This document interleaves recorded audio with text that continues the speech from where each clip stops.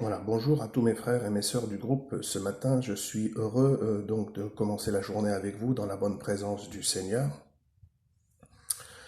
Et je ne vous cache pas qu'il est de plus en plus difficile de trouver du temps pour prier. Alors ce n'est pas le temps qui nous manque, parce que vous savez que le temps nous l'avons, nous sommes confinés depuis plusieurs jours. Mais ce qui nous manque, c'est, si vous voulez, la richesse.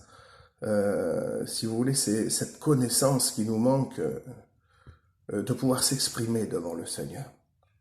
Parce qu'il y a plusieurs jours que nous prions maintenant, voire des semaines, avec la petite équipe, avec Jed, les 3 cellules de prière par jour.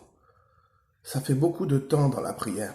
Et il vient un moment où nous avons du mal à nous exprimer, où nous avons du mal euh, à faire passer ce message, si vous voulez, à travers la prière, parce que ce sont des prières répétitives.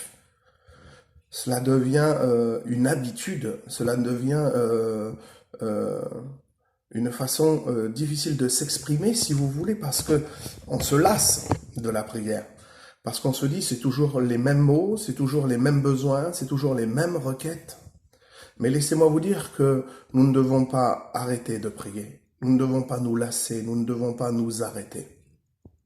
Même si déjà nous prions 3 fois par jour avec la cellule de prière pour les besoins de nos malades, il y a en plus des temps de mise à part et de consécration que nous avons dans la journée avec le Seigneur.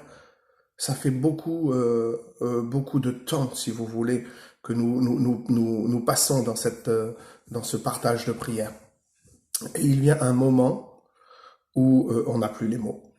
Et on ne sait plus comment s'exprimer, on ne sait plus comment demander.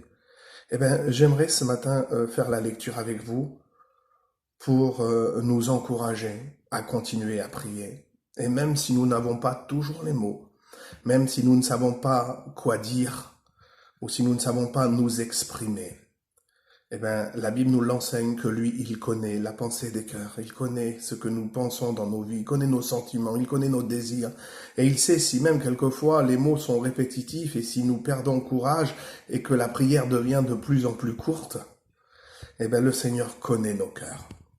Et j'aimerais faire la lecture pour vous encourager ce matin.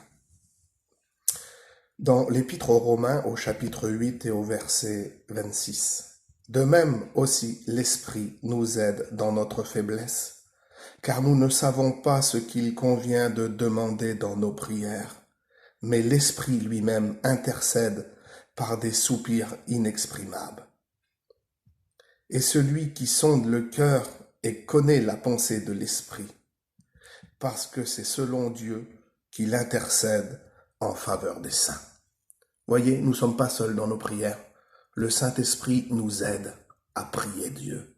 Et quand nous n'avons pas les mots, alors à ce moment-là, quand nous n'avons plus les mots qui conviennent, c'est le Saint-Esprit qui prend le relais et qui vient se présenter devant Dieu à notre place, dit la Bible, avec des soupirs inexprimables, avec des mots que tu ne connais pas, avec une attitude que tu ne peux pas avoir ce matin.